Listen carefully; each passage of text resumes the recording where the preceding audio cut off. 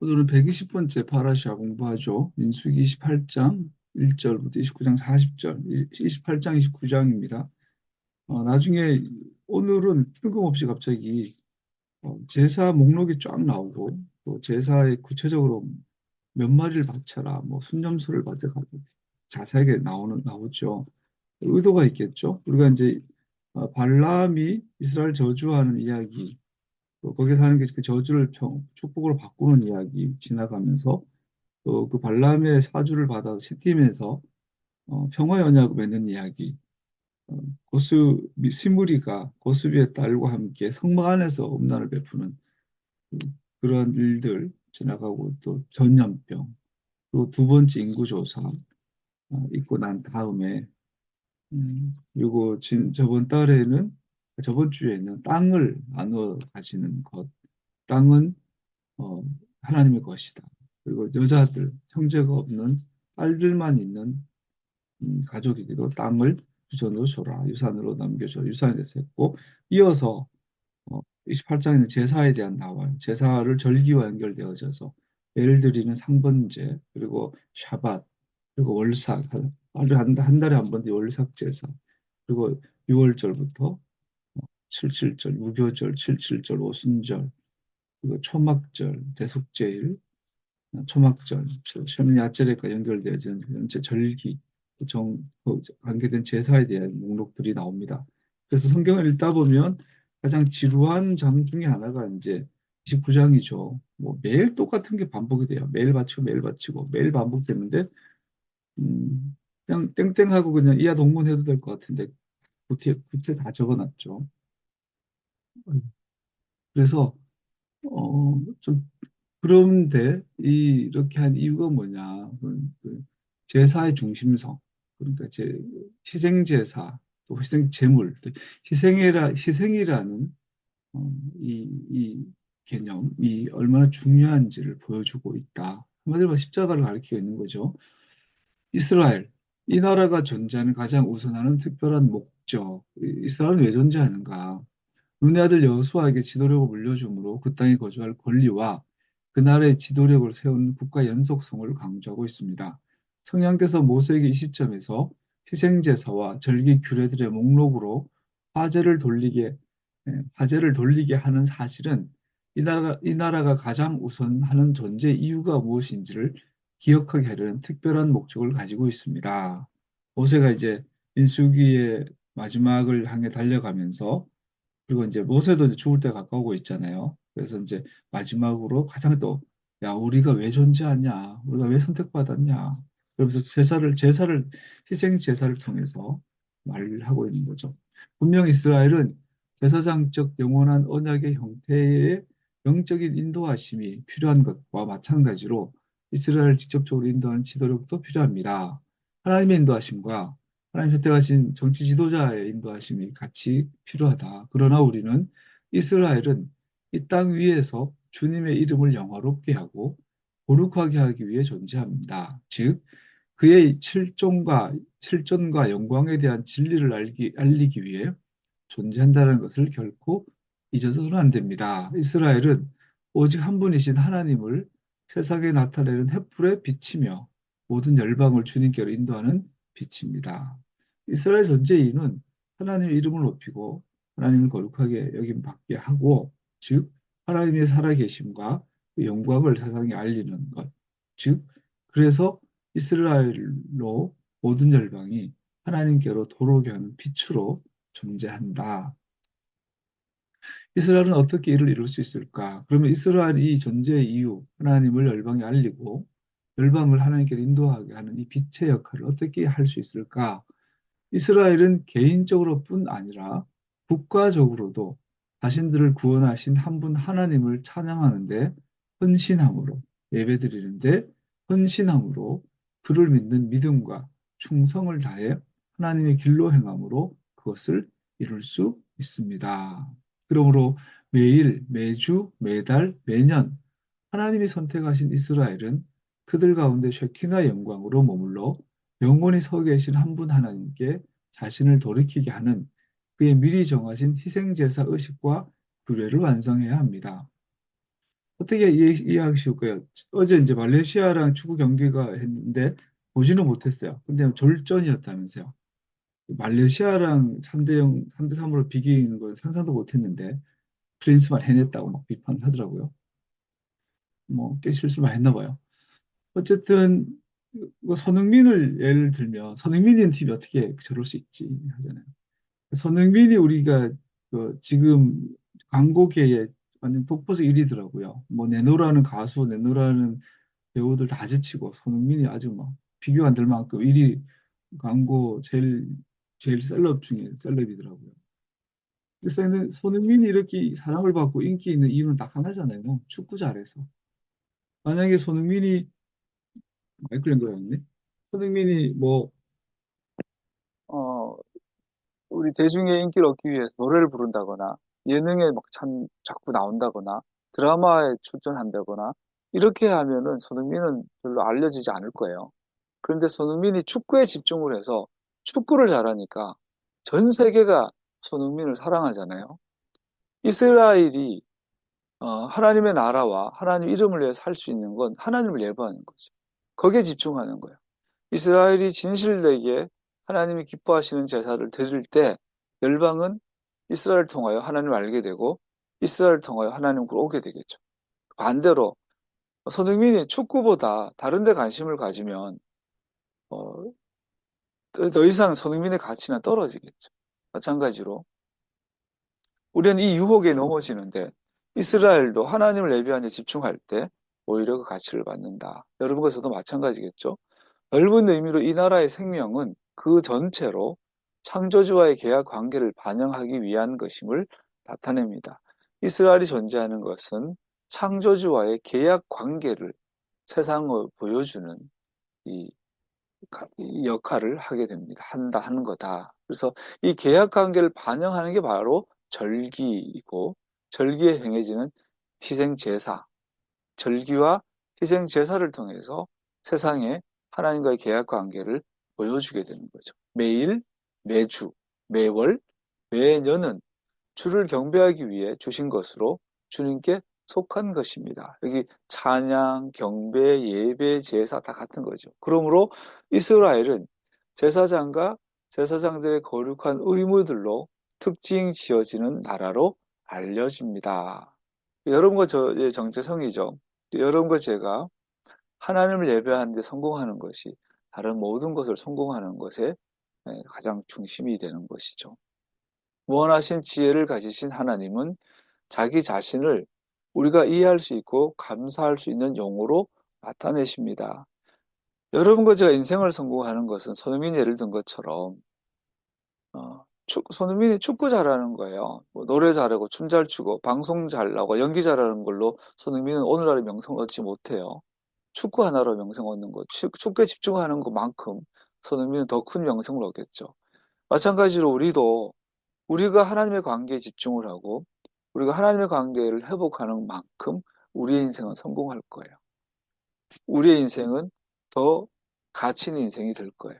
반대로 우리의 눈이 하나님을 떠나 하나님을 의지하고 기대하면서도 다른 것에 집중하고 다른 것에 더 마음을 쏟게 되면 어, 기대치와 다르게 오히려 우리는 우리의 인생을 하나님 앞에서 영광스럽지 못하게 덜 영광스럽게 살아가게 될 거예요. 희생 제물들 그러면서 하나님께서 이 하나님께 집중하는 것으로 희생 제사 예배를 오늘 본문에서 소개하면서 이 전체 제사를 한마디로 나의 응식이다라고 하고 있는 거죠. 나의 응식, 나의 음식. 응식이라는 것은 어떤 우리가 누구를 위해서 수고하고 노동을 지불하고 누구를 위해서 일을 했는데 그 대한 보답을 받잖아요. 그 보답을 받는데 돈이나 다른 것이 아니라 음식으로 먹을 것으로 보수를 받는 것을 응식이라고 한대요. 그리고 이 성경에서 나의 응식을 했을 때 하나님께서 마땅히 이스라엘로한테 받아야 될 몫으로서의 음식을 말하는 거예요. 그죠? 나의 응식이라고 했을 때.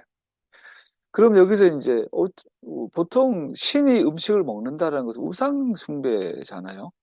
우리나라가 신주단지 모신다는 말이 있잖아요. 신주. 신주라는 것은 사람이 우리 조상이 죽으면 우리 조선 유교에서는 조상이 사람이 죽으면 그 영혼이 그 사람의 위패에다가 4대에 걸쳐서 머물러 있는다 믿어요. 그래서 우리 저건 안동이니까 우리나라 이제 제사를 보면 홍동백서 뭐 있잖아요. 그거 다 거짓말이죠. 그 일본에서 온 거고 원래 한국 조선의 전통 제사는 굉장히 초라합니다. 안동에 흑제사밥이 있잖아요. 원래 알록달록하질 않아요. 그냥 허물고해요. 맛도 없어요. 진짜 건강식이에요. 저도 어릴 때 우리 시골에 양반집이 아니라도 뭐 주변이 다 제사 지내는 분들이었으니까 그 색깔 있는 거는 계란 들어가는 거 노란색밖에 없어요. 전부 다 하얀색이에요. 허연 색깔이에요. 제사 음식이. 그리고 몇 가지 안 돼요. 뭐 돼지대가리 올리고 뭐 감 깎고 이런 거 없어요. 그냥 간단하게 몇 개로 제사 지내요. 명문가일수록 그런 것 같아요. 안동김치 제사가 정말 대단합니다. 어마어마합니다. 근데 그분들이 그 제사를 지낼 때 그 앞에 조상의 신주를 모셔요. 신의를 모셔요. 근데 그 왜 그렇게 하냐면 우리 돌아가신 할아버지 영혼이나 아버지의 영혼이 돌아가시면 그분의 위패에다가 사대에 걸쳐서 머물러 가지고 실제로 그 집에 머물 있다 그래요. 그러면은 그 자손들이 최소한 4대에 걸쳐서 그 조상의 신주를 모셔야 되는 거예요. 그 신주단지라고 해서. 그렇기 때문에 우리나라 기독교 정조 때 1900년 19세기 초반이죠. 그때쯤에 우리나라 그 기독교 박해가 일어나서 엄청난 신유 박해, 엄청난 박해가 일어날 때 그 원인도 신조단지를 불태워버린 거예요.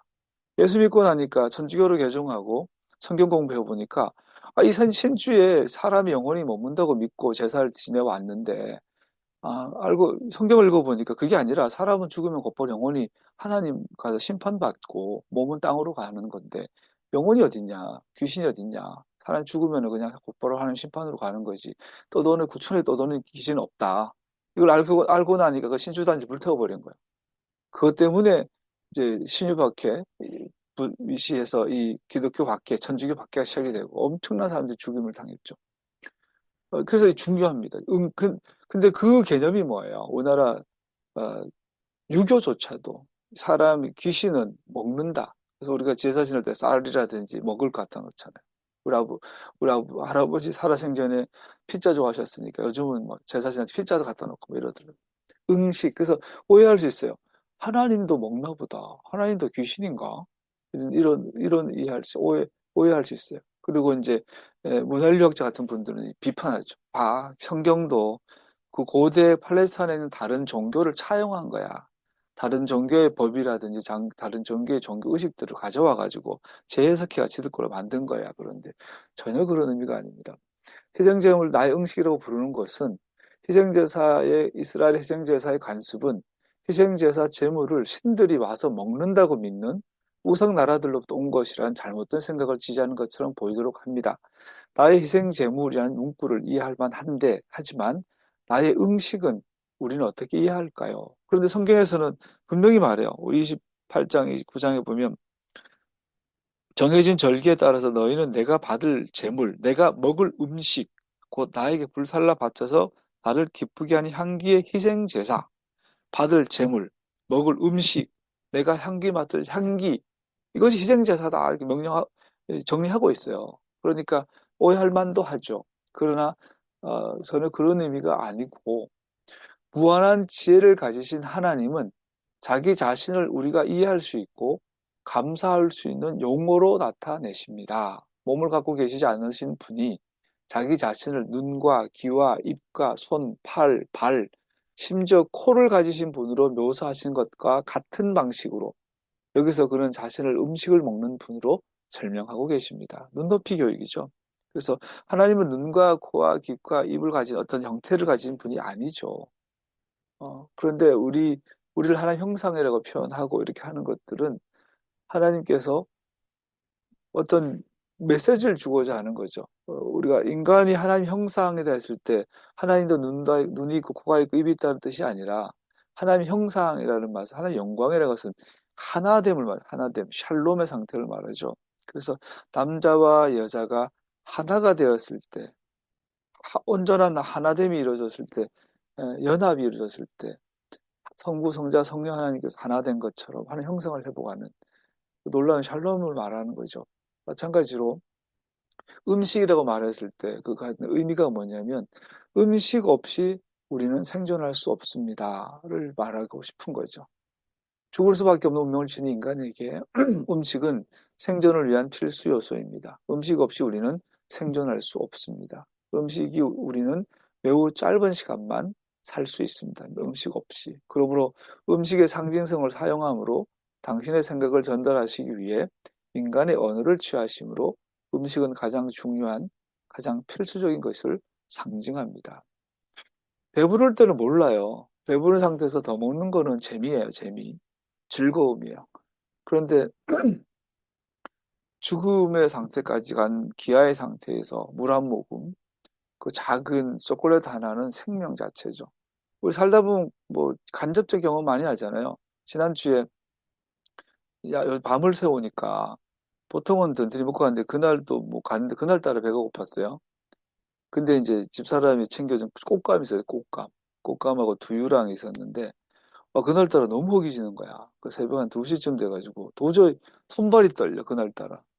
그래서 안 되겠다 싶어서 꽃감을 하나 입에 넣고, 그 대봉감이었나 봐요. 꽤 큰 꽃감이야. 그걸 입에 넣고 먹으면서 이제 그 일을 하는데 그 회복이 되더라고요.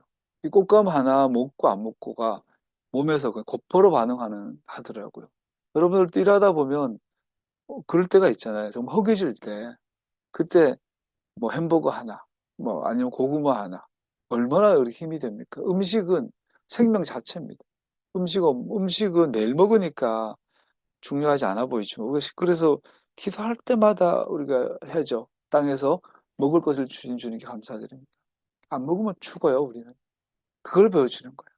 하나님께서 나의 음식이 다른 것은 이 희생이라는 것, 아까 희생의 중심성 그랬잖아요. 필수적이다. 생명이다. 너와 나의 관계에 필수다. 희생이라는 것은. 희생 없이는 누군가가 죽어야 누군가가 산다. 피 흘림이 없은즉 죄사함이 없느니라. 이걸 말하고 있는 거죠. 그러므로 음식의 상징성을 사용함으로 당신의 생각을 전달하시기 위해 인간의 언어를 취하심으로 음식은 가장 중요한 또 가장 필수적인 것을 상징하는 것입니다.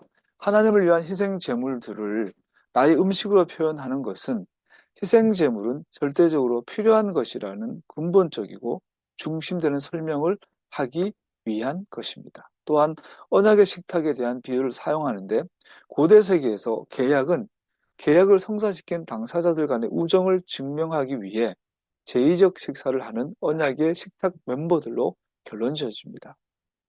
우리나라는 그런 부분이 그렇게 하진 않는데 그 고대 팔레스타인 지역에서는 이게 아주 거의 막 필수였나 봐요.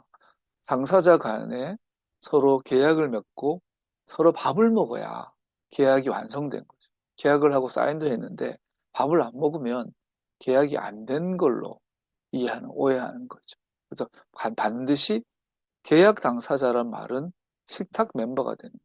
같이 밥을 먹는 공동체. 이것이 그 식구라는 말이 굉장히 의미가 깊죠. 우리가 식구, 같이 밥 먹는 가족은 식구잖아요. 그래서 그 정도의 친밀을 나타내는 게 같이 밥을 먹는 것이고, 그 낯선 사람한테 음식을 대접한다는 것은 고대 사회에서 어마어마한 호의가 되는 것이고, 이것은 절대적이고 중요한 것이 된다. 그래서 음식이라 표현했다는 것은 그런 문화에서 희생제사가 예수님의 죄의 값을 지불하신 것에 대한 그림자들이기 때문에 하나님께서 희생제사 제도의 근본적이고 중심이 되는 중요성을 나타내신다는 것은 예수님을 믿는 우리들에게 놀라운 것이 아닙니다. 그는 그 중심의 초점이시며 모든 희생제사의 초점이시며 죄인들을 위한 그의 죽으심과 부활하심은 하나님의 구원의 가장 중요한 근본 원리입니다. 모든 것이 그에게 달려있고 그거 없이는 구원은 없습니다.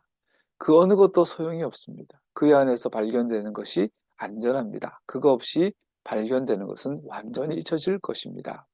그런 음식에 대한 그림을 가지고 자신을 하늘로부터 오는 빵으로, 떡으로, 밥으로, 후에 바울은 우리에게 가르치기를 예수와는 유월절 어린 양이며 우리가 먹은 하나이신 분은 우리의 영적인 생명의 근본적인 요인이라고 가르쳤습니다. 먹지 않으면, 음식을 안 먹으면 우리는 죽어요. 마찬가지로 예수 안 믿으면 우리는 죽어요. 이걸 보여주는 거죠. 예수님 자신은 제자들에게 만일 그들이 당신의 살을 먹지 않고 그의 피를 마시지 않으면 자신과 사귐이 없다고, 관계가 없다고, 계약 상태가 아니라고 비유로 선언하셨습니다. 희생제물들이 제단 위에서 불에 타는 것처럼 오직 예수님께서 영혼의 생명과 풍성함의 근본적인 요소가 될 때에만 얻을 수 있다는 것입니다. 예수와께서는 전능하신 분께 드리는 음식으로 제단 위에 놓여진 희생제물의 일부분처럼 자기 자신을 하나님의 무한한 거룩함의 제단 위에 희생제물로 내어놓으셨습니다. 그는 자기 자신을 홀로 우리 영혼을 소생시키시고 영의 생명을 보존하게 하시는 거룩한 음식으로 우리에게 주어졌습니다. 이것은 하늘로부터 온 떡이다. 그러니까 받아라, 마셔라. 나의 살이다, 나의 피다. 이 잔과 이 떡을 먹고 마시지 않으면 나와 상관이 없다. 이것은 정확하게 희생제사, 토라에 나온 희생제사를 그대로 보여주는 모습인 것이죠. 그래서 주 예수를 믿으라. 그리하면 너와 내 집이 구원을 얻으리라. 요약이 되겠죠. 이와 같이 음식은 우리의 육체적 생명을 유지시켜 줍니다. 그렇듯 우리의 영혼은 예수와의 변함없는 임재하심으로 보존됩니다. 그래서 우리 주님의 놀라운 발언은 우리가 이스라엘에게 주어진 희생 제물은 비유적으로 음식으로 간주되었던 것을 기억하면 그것은 전혀 놀랍지가 않습니다. 주님은 당신의 제자들에게 개인적으로 주님 희생을 받아들이지 않으면, 언약의 식탁에 참여하지 않으면 아버지 앞에 설 권리를 얻지 못한다고 단순하게 말씀하고 계신 겁니다. 즉, 바울이 그러잖아요. 참 유대인이 뭐냐? 참 이스라엘이 누구냐? 참 아브라함의 자손이 누구냐? 혈통적으로 태어난 유대인이냐? 아니다. 예수님의 십자가에 달리신 보혈의 은혜로 하나님으로 양자된 자들이다. 유대인이나 이방인이나 똑같다. 예수 믿는 것. 즉 예수님을 구주로, 나의 하나님으로, 나의 메시아로, 나의 주님으로 영접하지 않으면 아브라함의 계약이 소용이 없고 희생제사가 소용이 없다라는 것을 말하고 있죠. 예수 믿는 것. 이것이 모든 것의 시작이고 모든 것의 문이고 시작이 되는 거죠. 예수 믿는 믿음으로 말미암아, 예수 믿는 믿음으로 시작하여서 토라의 길을 지나 하나님 영광의 자리로 우리는 나아가게 되는 거죠.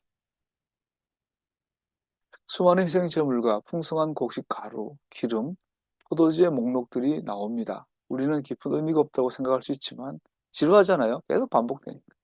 이런 희생제사들 드린다는 것은 신중하게 계획된 것임을 알아야 합니다. 이것이 쉽게 혼란스러워지는 것에 대한 처방입니다. 모든 희생제사에는 포도주와 기름을 섞은 곡식제사가 드려진다는 것입니다. 이 특별한 제사는 하나님께 기쁘게 해드리는 향기로서 기쁨과 평화에 대한 상징입니다. 저는 키두시 할 때마다 그 상상을 해봐요. 그 분자 조립기라는 기계가 만약에 만들어지면 우리가 3D 프린팅이 기계가 만들어지고 나서 이제는 아파트 한 채도 뭐 하루만 짓잖아요. 물론 엄청난 프로젝트지만 이제 뭐 프린터가 벽돌을 프린터로 뽑아내가지고 갖다 놓기만 하면 돼요. 이제 조립하면 돼요. 그런 시기가 왔는데 분자 조립기라는 기술이 발견이 되고 그런 기술이 나오게 된다면 이제는 우리 공기 중에 떠도는 이 분자들을 모아가지고 내가 원하는 걸 그 자리에 만들 수 있어요. 농사 안 지어도 되겠죠, 앞으로. 땅에서 땅은 일종의 분자 조립기예요, 그죠? 광합성을 해서 햇빛을 받아들이고, 땅속 영양분을 받아들이고, 강합성 작용하고, 뭐, 이렇게 해가지고, 우리가 먹을 수 있는, 뭐, 감자로, 탄수화물로, 뭐, 이렇게 만들어내는 거예요. 분자를 조립해가지고, 우리가 먹는 형태로, 포도로, 뭐, 사과로 이렇게 만드는 것이 땅은 분자 조립기예요. 근데 만약에 이것을 하나의 머신으로 우리가 만들 수 있다면, 거기다 공기를 막 집어넣어. 물을 막 집어넣어. 나오는데 햄버거 버튼 누르면 햄버거가 나오고, 소고기 버튼 소고기가 만들어서 나오고, 바블링 5% 탁 나오고, 이렇게 되겠죠. 그런 시대가 올 거예요. 그래야 우주 시대가, 우주 개척이 가능하고. 일론 머스크는 화성에다가 인구 정착촌 만드는 거를 너무 간단하게 생각하더라고. 그의 그 어마어마한 광기가 지금 막 스타링크도 만들어내고 막 뭔가 보여주고 있잖아요. 그 사람들이 그럴 것 같아. 화성 극지방에다가 핵폭탄을 터뜨리면은 화성에 뭐 뭘 바꿔가지고 인간이 거주할 수 있는 환경을 조성할 수 있다. 막 이런 말, 뭐, 하여튼 보통 인간이 아니에요. 그런 인간들이 나옵니다. 일론 머스크 같은 사람들이 나와가지고 우리가 상상할 수 없는 미래를 막 개척해 나가고 있습니다. 분자 돌리기가 만드는 시대가 올 겁니다. 그런 시기가 왔을 때 구태여 털이 있고 똥냄새가 나는 양을 잡아서 목을 따고 피를 뽑고 내장을 드러내고 똥을 다 걷어내고 이런 절차를 거치는 희생제사가 과연 필요한가? 그런 과학의 시대, 초기술의 시대에도 포도주를 마시고 땅에서 빵을 먹고 이런 희생제사가 필요한가? 그런데 성경은 뭐라고 하냐면 영원하다. 희생제사는 이것은 영원히 행해야 될 것이다. 라고 말하고. 그래서 이것이 주는 이 메시지가 영원하다는 것을 포기하지 않으시는 거죠. 하나님 그 희생제물의 향기에 회유된 것은 아닙니다. 그러고 나서 희생제사를 바쳐서 태워드려라. 태워드려라. 태워드리는데, 어, 우리가 태워드린다 그 뭐야. 저는 제사를 한 번도 참가를 못 해봐가지고 해볼 일도 없죠. 해볼 일도 없고. 근데 거기에 이제, 어, 향을 보통 피우잖아요. 100%죠. 뭐 모든 세계에서 우상 부여한 데는 꼭 향을 피워요, 향을. 그래서 우리는 교인들은 장례식장 가면 향 피우는 거 아닙니다. 왜 향을 피우냐면 죽은 영혼이, 죽은 귀신이 그 향을 맡는다고 믿는 거거든요. 아까 음식을 먹는 것처럼. 그래서 예수 믿는 우리는 어디 가서 제사 드리지도 않고 그 신주단지 앞에, 신이 앞에 절하지도 않고 음식을 그 바치지도 않고 절하지도 않고 향도 피우지 않습니다. 근데 근데 성경에 보니까 하나님께 향을 맡으신대. 이것도 뭐야? 그 음식은 그렇게 이해를 하면 되겠고 향은 또 희생제물을 태우는 향기를 막 흠향하셔서 기쁘게 받으신다로 되어 있거든요. 그런데 여기서 향기에 하나님께서 회유된 것은 아닙니다. 그렇지 않고 이걸 상징하는 것은 예수와의 죽으심을 상징합니다. 그래서 이 향기를 갖고 말하고 향을 받는다라는 의미는 예수님의 완전한 죽으심을 상징한다고 말하고 있어요.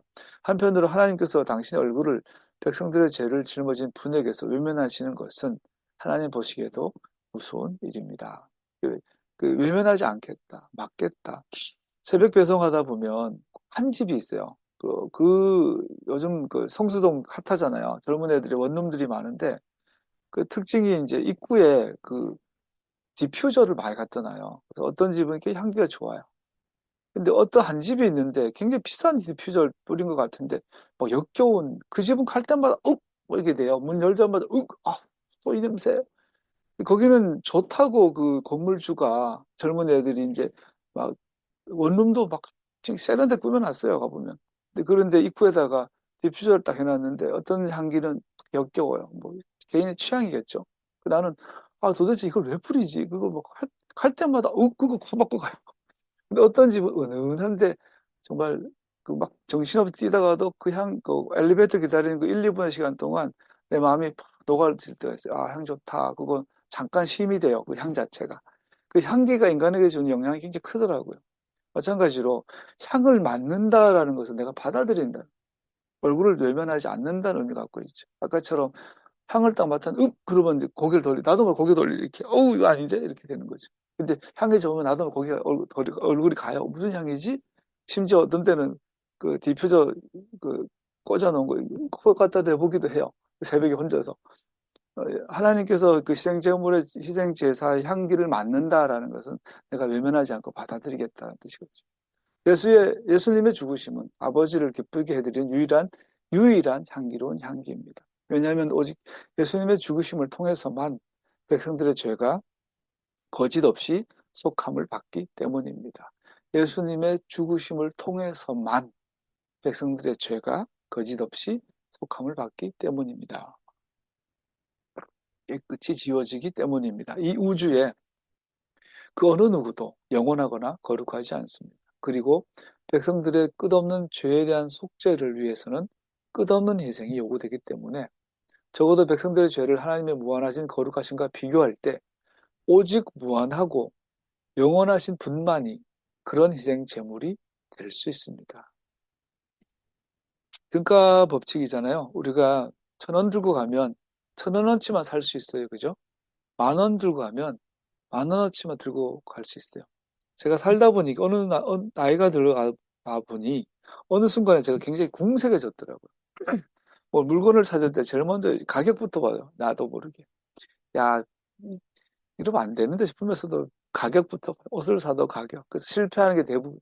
최근에 신발 하나 샀는데 싸다고 샀더니 엘칸토라고 27,000원짜리 샀더니 한 번 신고 못 신겠죠. 그래서 가격 보고 나면 가격도 봐야 되는데 우선은 그 물건 자체를 봐야 되겠죠. 근데 대체로 비싼 물건이 좋아요. 중고차 시장 가보면 그 가격이 거의 비례하죠. 마찬가지입니다. 하나님 보시기에 만족할 만한 향기, 하나님께서 받으실 만한 제사는 하나님이 갖고 있는 그 가치에 등가해야 되겠죠. 하나님이 만족할 하나님의 수준, 하나님의 가치와 등가할 수 있는 것 우주에 없죠. 달을 갖다 드려도, 안드로메다를 갖다 드려도, 온 우주를 갖다 드려도, 지구에 있는 모든 금광을 캐서 갖다 드려도 하나님의 가치에는 비교가 안 되죠. 하나님의 마음을 만족시킬 수 있는 것은 하나님 자신뿐이에요.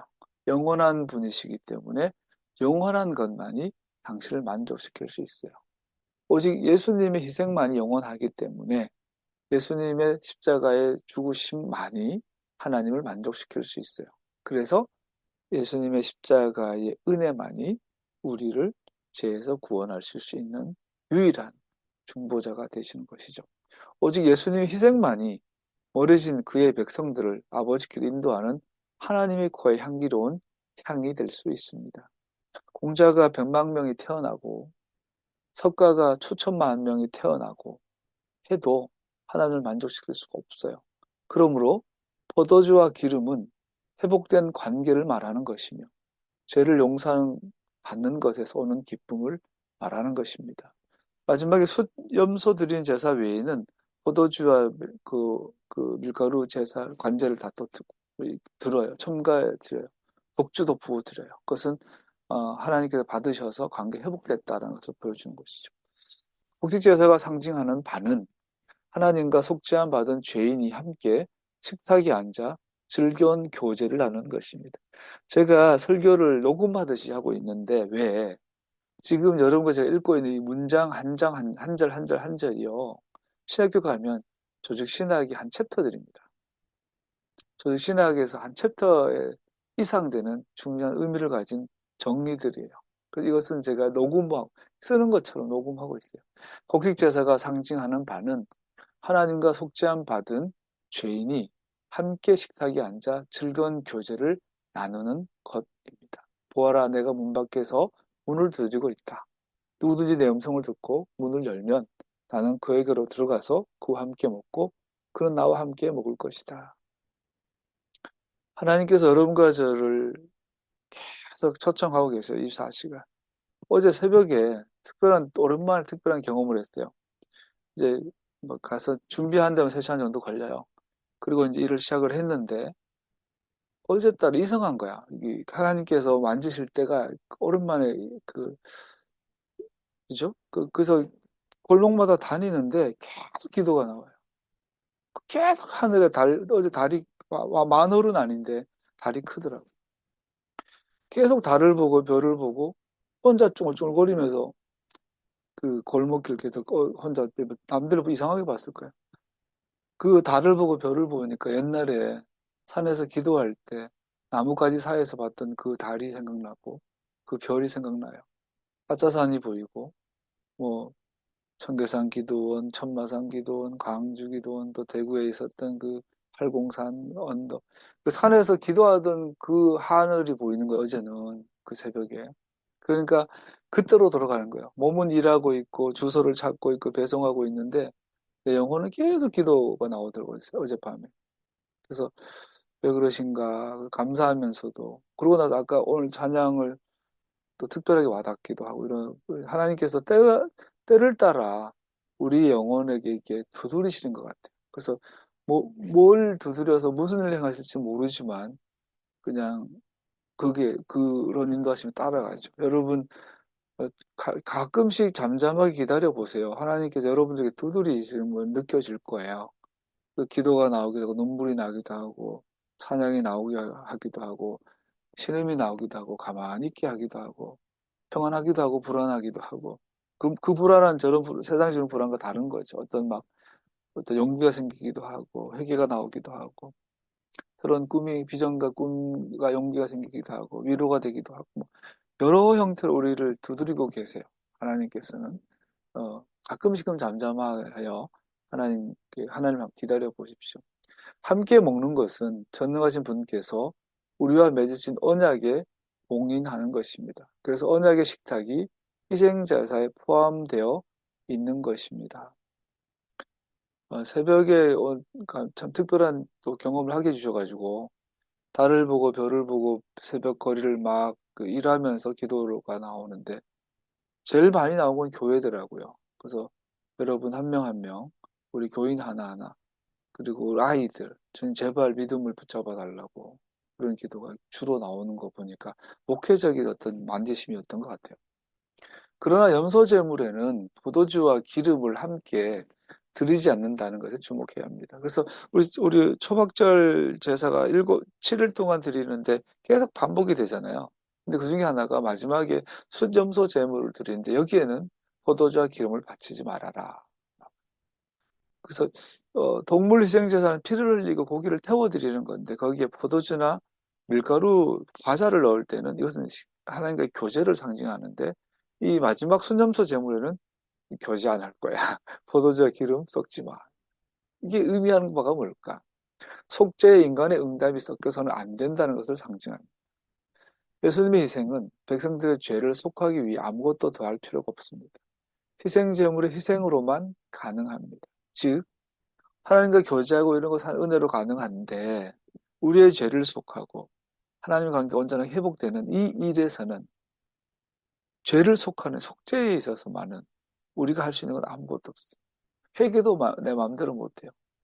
하나님만이 우리 하실 수 있는 것을 보여주는 제사가 순념소 제사입니다. 그래서 예수님이 당신의 죽으심으로만 우리의 죄를 속하는 것이 진리입니다. 하나님께서 우리를 대신해서 그가 행하신 희생에 더하라고 가르친다는 것은 반대하는 것입니다. 이 일이 여러분 얼마나 은혜로우냐면 우리가 하나님께 뭔가 제대로 해보려고 벌부둥 쳐보잖아요.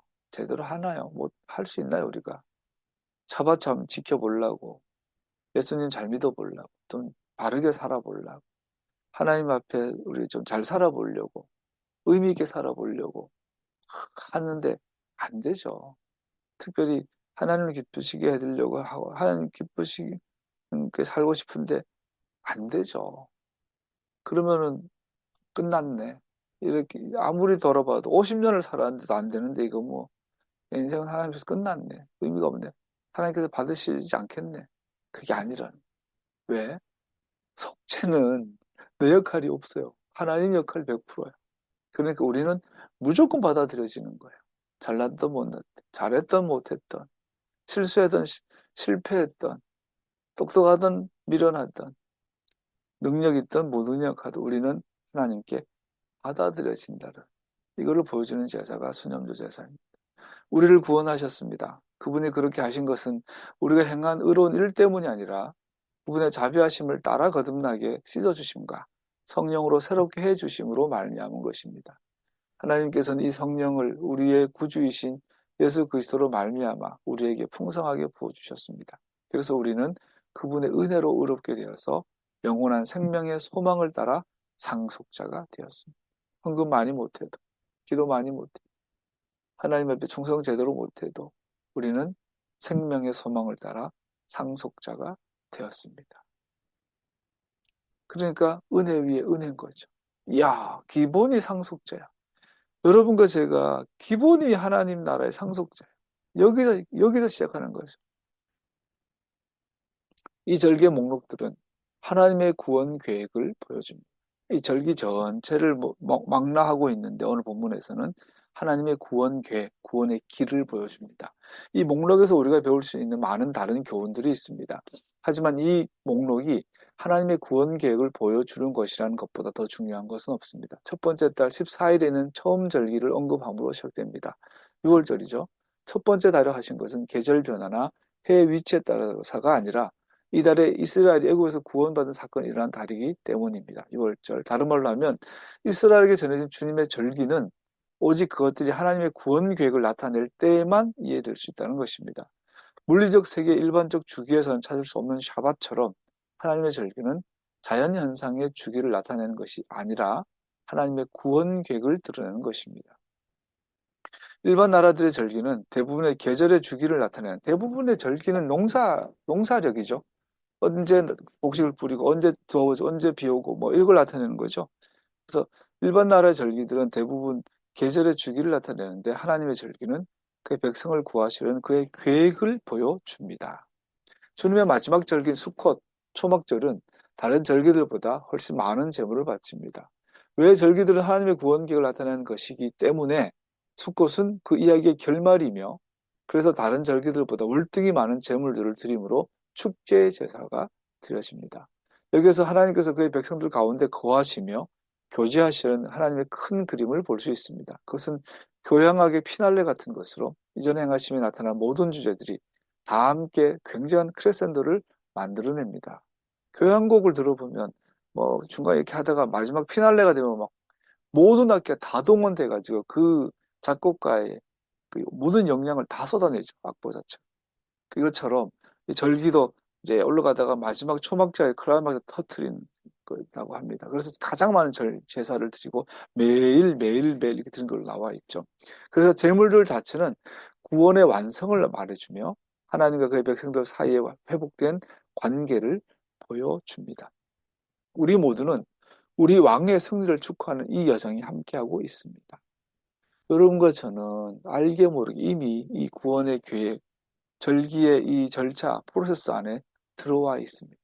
예루살렘을 향한 이 행렬은 예수님 안에서 하나님의 구원의 위대한 피날레를 축하하기 위한 것입니다. 그 길을 가면서 우리가 그곳에 모였을 때 우리가 누리게 될 기쁨을 기대하며 노래하며 춤을 춥니다.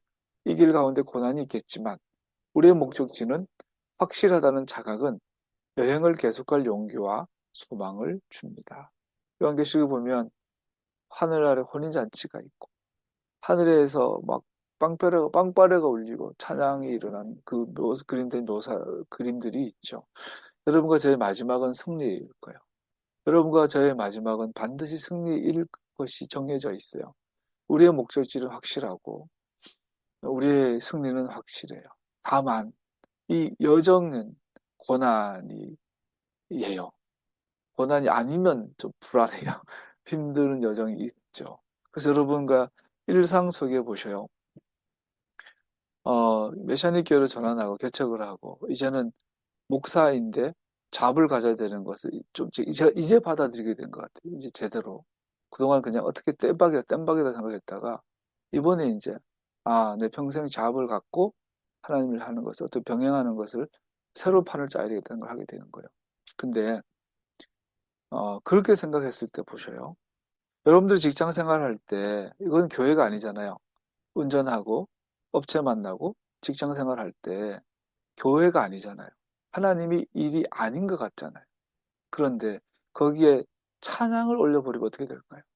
업체 만날 때, 뭐 아니면 뭐 거래처 만나거나 아니면은 뭐 상급 기관을 만나거나 동료들을 만날 때 거기에 감사를 넣으면 거기에 기도를 올리면 하나님 인도하심을 구하면 그것은 제사가 되겠죠. 그래서 우리가 이 고난의 길을 이기는 유일한 길이죠. 부부 관계 안에서도 거기 하나님의 인도하심을 구하면 그 갈등 많은 부부 관계도 제사가 될 수 있겠죠. 교회가 될 수 있겠죠. 자녀를 양육함에 있어서 아이가 아프다거나 또 사업을 했는데 사업이 잘 안 된다거나 또 개인적인 사소한 사생활 속에서의 관계나 작은 사건, 사고들에도 하나님의 인도하심을 인정하고 하나님의 도우심을 구하며 기도할 때 거기는 교회가 되는 거죠. 거기는 제사가 되는 거죠. 우리는 그렇게 이 고난의 길을 이겨내갈 수 있는 거죠. 단순히 기도하고 수비적으로 도와주세요 해서 나아가서 여기에서 하나님의 뜻이 무엇인지요. 하나님이 기뻐하신 것이 무엇인지요. 기도하게 되면 그것은 하나님의 나라가 되겠죠. 이승만 장로님께서 그렇게 치세를 하셨다면 이런 나라가 되진 않았을 건데 이승만은 쌍욕 얻어먹을 삶을 살았기에 장로님이 우리 이명박 장로님이 쌍욕을 먹어야 될 삶을 살았기에 뉴라이트란 똥을 싸놓으셨기에 이 나라가 이 사회가 이 꼴이 된 거죠. 여기에 대한 회개와 한국교회가 회복되지 않는 것처럼 우리는 고난을 회피한 거예요. 고난을 회피한 거예요. 고난이라는 것은 막 찐따당하고 힘도 이게 아니라 내 삶의 모든 순간순간에 하나님의 주권을 인정하고 하나님의 길로 행하고 하나님의 뜻을 구하고 하나님의 길을 갈 때 당하는 그 고난. 게을러 빠져가지고 가난해가지고 찍는 고난 말고 일하기 싫어가지고 배고픈 거 말고 공부하기 싫어가지고 공부 안 해가지고 영어 못 해가지고 친구 만나가 영어 한마디 못하고 왕따 당하는 그런 고난 말고 하나님의 길을 가고 있는데 당하는 고난을 두려워하지 않고 하나님의 뜻을 구하며 그 따라갈 때 우리는 반드시 우리의 인생은 예배가 되고 제사가 되고 모든 순간순간에 승리하게 될 것입니다.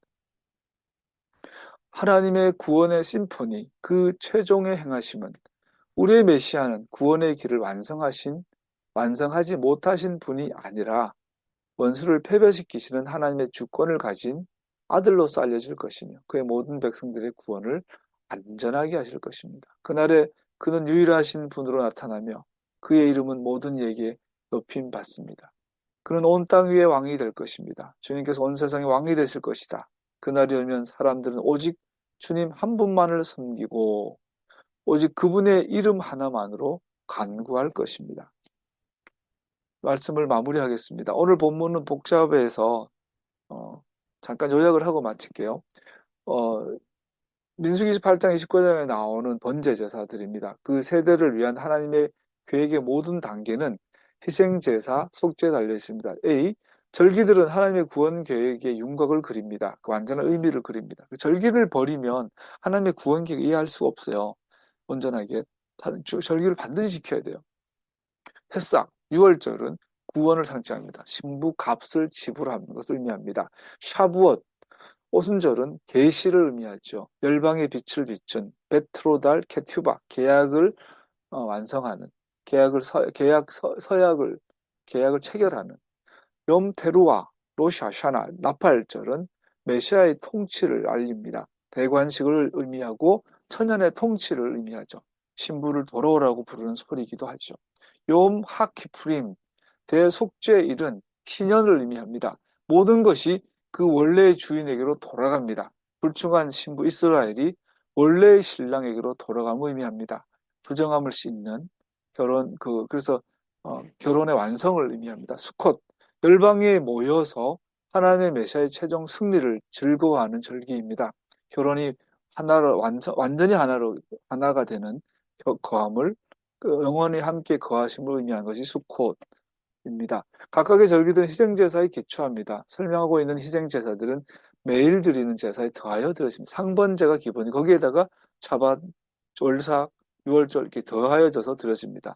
추가적인 더하는 희생제사 없이는 절기를 온전히 기념할 수 없습니다. 상번제만으로 안 된다. 상번제 가장 중요한데 여기에다가 절기제사가 합쳐져야 온전한 구원 계획이 드러난다. 하나님의 백성들의 일상의 삶은 희생제사, 속죄하심에 달려 있습니다. 매일 드리는 제사의 목록이 먼저 기록되어 있습니다. 그리고 다른 모든 희생제사들의 모형이 되었습니다. 본문이 보여주는 방법은 앞에 내용들에 나와 있는 것들로부터 논리적으로 추출한 것이 분명함을 보여줍니다. B. 매일 드리는 희생제사는 아침과 저녁 제사로 구성됩니다. 이것은 그 사람의 전 존재를 말해줍니다. 매일 드리는 제사가 의미하는 바로 여러분 24시간, 365일 전부 다 하나님께 제사가 되어야 한다는 걸 보여준다는 거죠. 희생제사는 속죄를 위해 참된 믿음과 동반되어져야 합니다. 3. A. 모든 희생 제사들은 염소 제사를 제외하고는 곡식 제사가 동반됩니다. 기름과 포도주가 의미하는 바는 영적인 측면의 상징인데 거룩하신 성령님의 역사를 의미합니다. 독주, 상번제 때는 독주, 또 다른 모든 제물은 포도주, 기쁨을 상징하고 완전한 샬롬을 상징합니다. 염소 제물에는 왜 곡식 제사가 들어지지 않습니까? 죄를 속하는 제사는 인간의 믿음의 응답이 섞이지 않습니다. 속죄 제사는 전적으로 하나님 홀로 완성하십니다. 인간은 죄를 속한 이 제사에 더할 것이 아무것도 없습니다. 염소 제사는 관주 제사가 있습니다. 쏟아붓는 것. 이것은 속죄 제사는 하나님을 향한 것인데 이는 다른 모든 제사들처럼 하나님의 정의와 공의를 만족시킨다는 사실을 강조하는 것입니다. 하나님의 계획이 갖는 궁극적인 목적은 모든 인간을 다스리는 메시아의 통치입니다. 하나님께서 이 구원 계획을 통해서 갖고 있는 궁극적인 목적은 뭐냐면 메시아의 통치다. 왜 희생 제물들을 하나님의 음식으로 불렀는가? 명백하게 하나님께서 먹지 않으십니다. 그는 생명 유지를 위해 음식을 필요로 하지 않습니다. 이것은 하나님의 계획의 원리를 보여주기 위한 것입니다. 음식은 생명 유지를 위해 필수적인 것처럼 하나님께서 정하신 희생적 속죄함은 하나님이 목적하신 모든 일을 위해 필수적입니다. 이 사실은 모든 희생 제사가 가리키고 있는 예수와의 희생은 하나님의 일하심의 중심이며 근본이며 그거 없이는 하나님의 모든 목적하심은 성취될 수 없음을 우리에게 가르치고 있습니다. 고린도서 1장 20절 하나님의 모든 약속은 그리스도 안에서 예가 됩니다. 그러므로 그리스도로 말미암아 우리는 아멘 하면서 하나님께 영광을 돌리는 것입니다. B. 마지막입니다. 수컷의 제물들은 다른 절기들보다 월등히 많습니다. 여러분 생각해보면 이게 하루에 해야 돼요. 항소 70마리. 일주일 동안 양 14마리, 어린 양 14마리, 성인 양 98마리. 염소 7마리, 총 189마리를 드리는데 수코 때는 샤미니 아제르 제8일 성에서는 10마리를 더해가지고 총 199마리를 드려요. 단 8일 동안. 그 예루살렘의 성전이 완전 피바다지, 피바다. 어마어마한 도살이 일어나는 거죠. 매일 황소의 수가 감소하는 것은 열방의 이스라엘과 이스라엘의 하나님께로 나아와 합류하는 것에 대한 상징입니다. 그래서 7일 동안 드리는데 황소가 한 마리씩 줄어드는 거죠. 이렇게 줄어들고 한 마리씩 아니라 줄어들고 있다는 거고. 세 번째, 수많은 희생 제물 때문에 수컷은 단순히 그 절개로 불렀습니다. 그래서 수컷은 여러 절기들 중에서 너무나 많은 제물을 특별히 드리니까 그냥 그 절기라고 불렀다고 합니다. 이는 다른 모든 절기들이 가리키고 있는 궁극적인 목적입니다. 그래서 모든 절기들은 수컷을 향해 가고 있다. 수컷이 보여주고 있는 것은 메시아의 통치다. 이는 메시아 그러면 태색대가 메시아 그러면 이스라엘 왕을 말합니다. 이스라엘의 왕. 이는 하나님이 온 땅을 다스림을 상징하며 그의 메시아 예수와의 완전한 승리를 상징하는 것입니다. 그래서 수컷이 보여주고 있는 그림은 완전한 승리, 완전한 샬롬, 완전한 구원의 완성. 그것은 메시아, 예수님을 통해서 이루어질 것에 대한 그림이고 그것을 상징합니다. 그러므로 토라와 절기를 피하는 것은 적그리스도의 대표이고 우리가 앞으로 아까 말한 엄청난 과학의 시대가 온다고 하더라도 토라와 절기와 절규는 피해지지 않습니다.